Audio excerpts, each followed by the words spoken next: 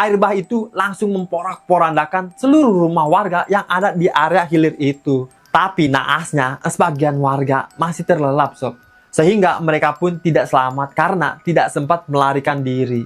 Dan part sedihnya adalah orang-orang yang sedang tertidur itu mungkin nggak sadar sob, kalau mereka sudah kehilangan nyawanya akibat dihantam ganasnya air bah itu.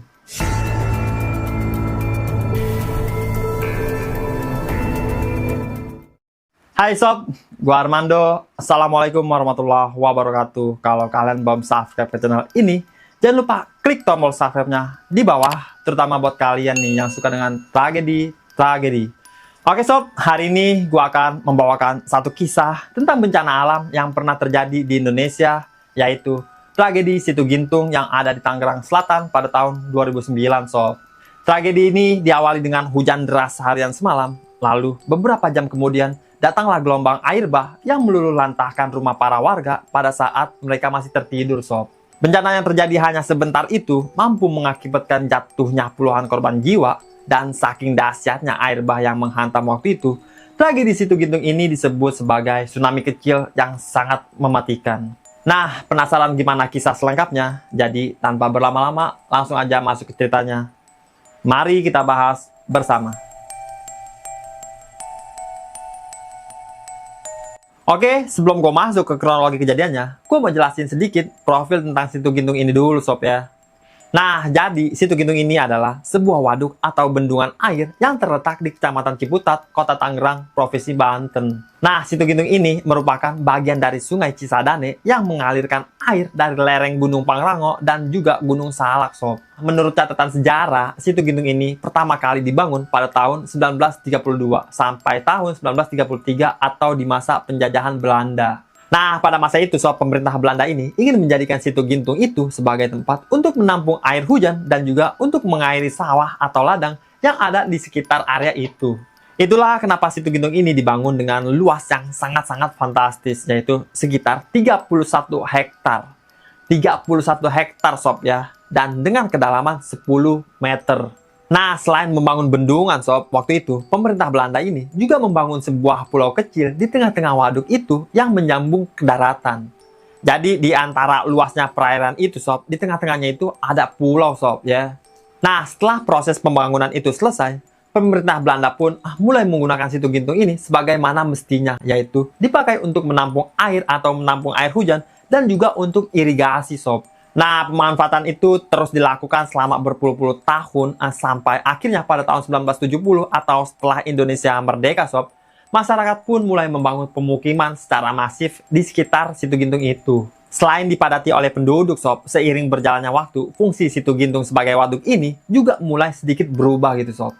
Jadi masyarakat itu nggak cuma menjadikan Situ Gintung ini sebagai bendungan aja, tapi juga sebagai tempat refreshing, dan hampir setiap sore Situ Gintung ini selalu dipadati oleh masyarakat yang ingin menikmati keindahan alam yang ada di sana sob. Dan rupanya hal itu berdampak besar sob, karena dari situ banyaklah pebisnis-pebisnis yang tertarik untuk membangun wahana bermain di sana. Dari situ para pebisnis mengajukan permohonan kepada pemerintah untuk bisa mendirikan wahana wisata di area Situ Gintung itu, dan ternyata pemerintah mengizinkan sob.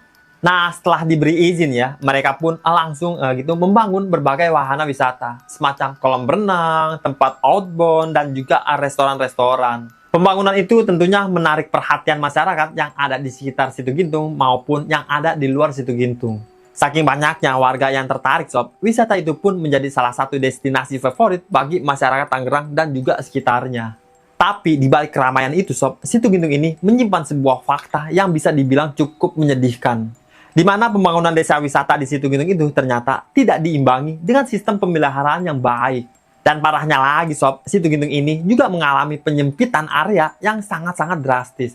Yang tadinya 31 hektar tiba-tiba menjadi 21 hektar.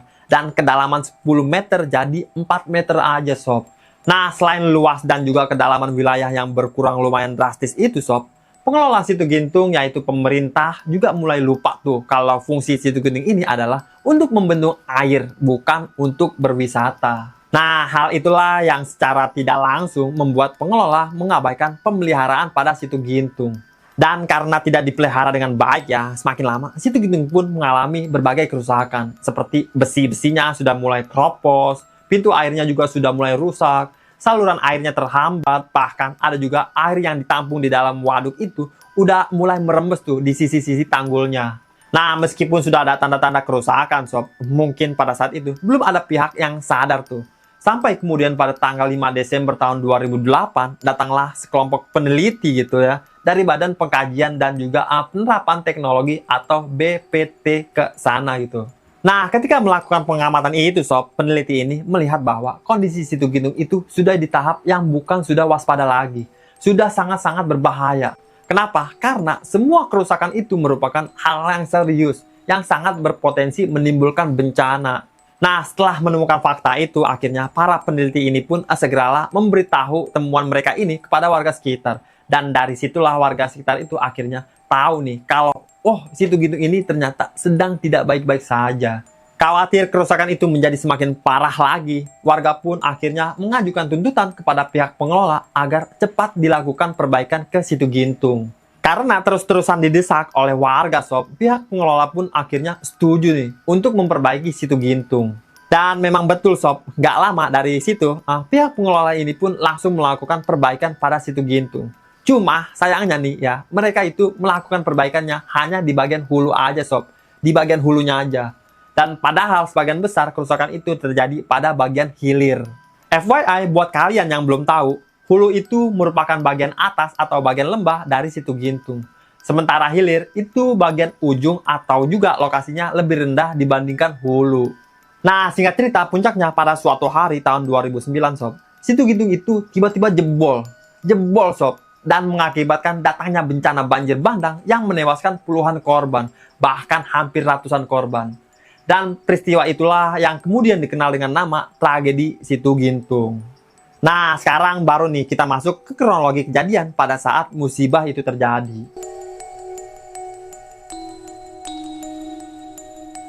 Nah, jadi ceritanya sob, pada tanggal 26 Maret tahun 2009, area situ gintung itu lagi hujan deras selama seharian semalam gitu. Nah, hawa yang dingin dan juga lembab waktu itu membuat warga sekitar memilih untuk tidak keluar dan berdiam diri di rumah masing-masing. Tapi menjelang tengah malam, ada salah satu warga namanya Aji.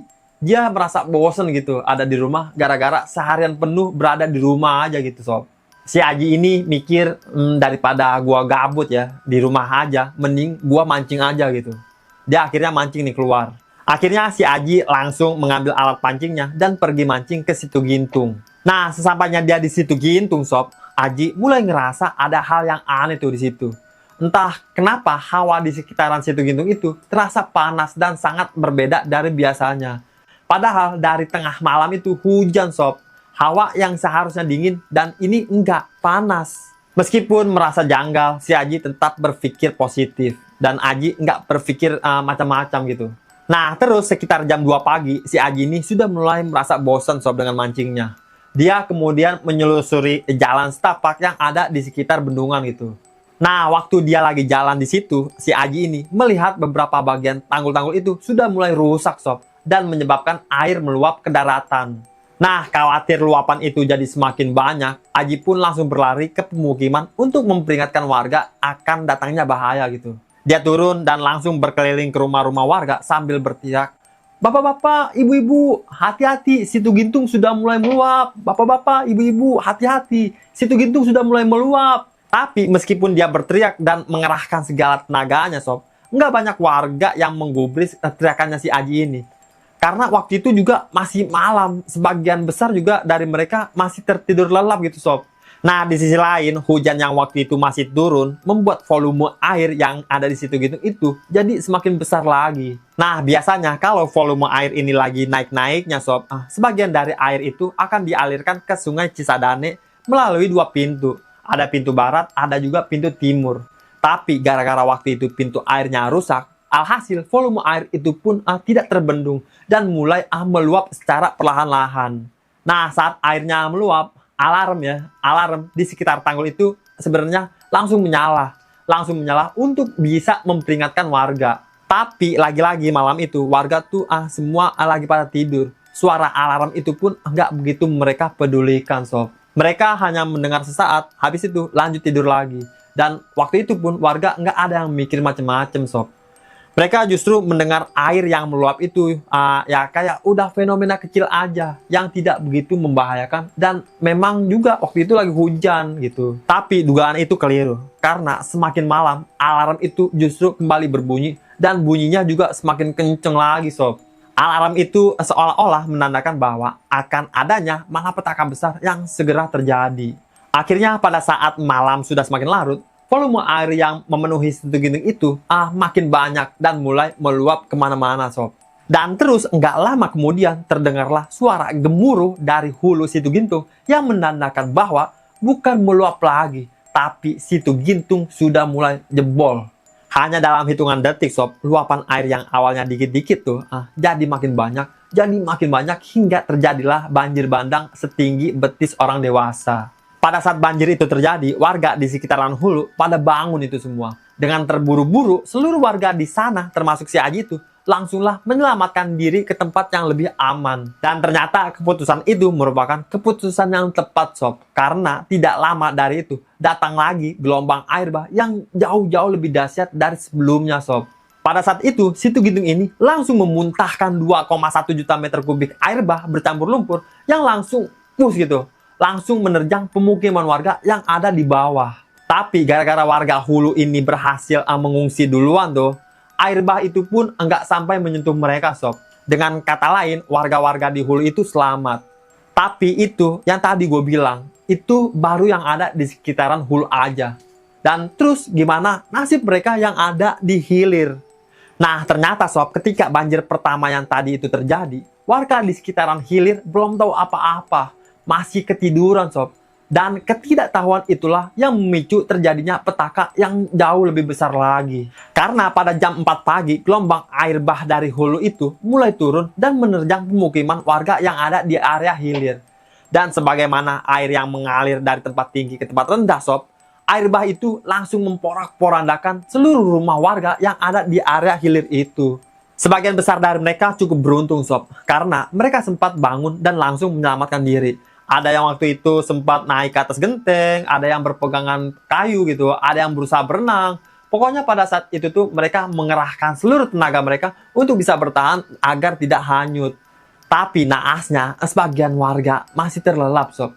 Sehingga mereka pun tidak selamat karena tidak sempat melarikan diri.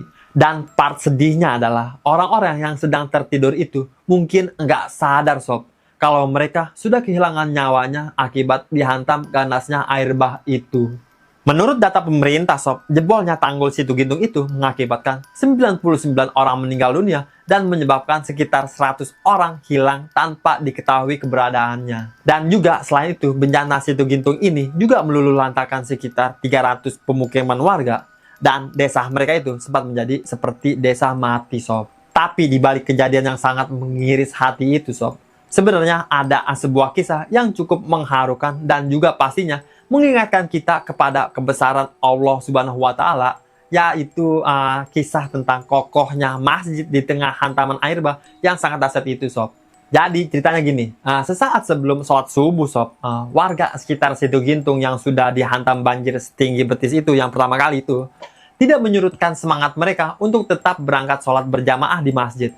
Nah, masjid ini namanya Masjid Jabalur Rahmah. Ketika waktu subuh, muazin pun langsung mengumandangkan azan untuk memanggil jamaah supaya mendirikan sholat. Dan ketika azan subuh sudah sampai di kalimat Hayya 'alas sholah, di situ air bah kembali datang dan itulah yang kedua kali dan langsung menerjang semua yang ada di sana.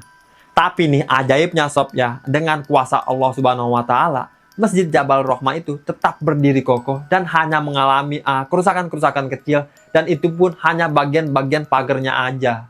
Dan selain itu, jamaah yang ada di dalam masjid itu selamat, sob. Nggak ada kena air sama sekali. Dan padahal semua bangunan yang ada di kanan, di kiri, di depan, belakang pada rusak parah, bahkan rata sama tanah. Singkat cerita, setelah bencana ini terjadi, sob, warga Situ Gintung yang selamat ini bahu-membahu melakukan evakuasi korban bersama dengan tim SAR. Mereka melakukan upaya terbaik untuk bisa menyelamatkan korban yang masih hidup dan juga memakamkan korban yang sudah meninggal secara layak gitu. Lalu beberapa hari kemudian, para sukarelawan dari seluruh wilayah Indonesia mulai berdatangan untuk bisa mengulurkan bantuan. Mereka mengirimkan stok makanan, pakaian, obat-obatan, bahkan terjun langsung ke lapangan untuk membantu proses evakuasi.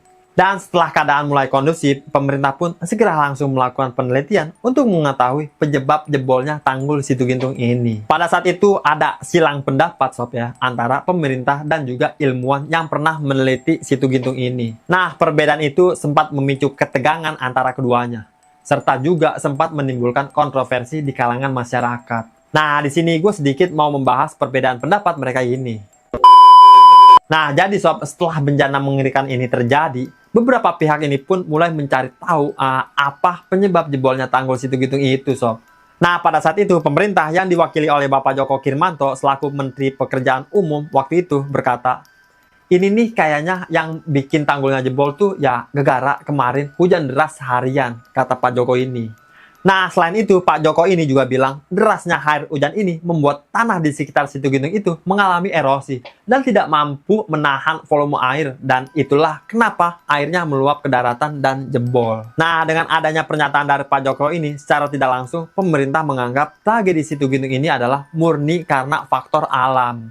Tapi pernyataan Pak Joko ini sob langsung dibantah sama peneliti Badan Pengkajian dan Pengembangan Teknologi itu atau BPPT tadi, yaitu almarhum Pak Sutopo Purwonugroho. Nah, Pak Sutopo ini bilang kalau penyebab utama jebolnya tanggul itu bukan gara-gara hujan, tapi gara-gara bangunan Situgintung itu sudah tua, tapi nggak pernah diperbaiki dengan tepat. Dan hal itu diperparah lagi dengan adanya fakta bahwa Situgintung itu malah lebih difungsikan sebagai tempat wisata daripada tempat pembendungan air. Secara tidak langsung, pernyataan ini mengindikasikan bahwa jebolnya tanggul Situgintung bukan karena faktor alam, melainkan disebabkan karena faktor human error atau kesalahan manusianya. Nah, silang pendapat antara dua orang tadi sob rupanya menimbulkan sedikit kontroversi di masyarakat. Sebagian dari masyarakat setuju dengan pendapatnya Pak Sutopo, sementara sebagian lagi setuju dengan pendapatnya Pak Joko. Dan hal itu berlangsung kurang lebih selama 1 tahun. Sampai akhirnya pada tahun 2010, BPPT mengeluarkan sebuah jurnal penelitian terkait bencana Situgintung. Nah, di penelitian itu, BPPT menulis kalau curah hujan yang terjadi di malam kejadian atau malam sebelum tanggul itu jebol berkisar sekitar 113,2 mm per hari.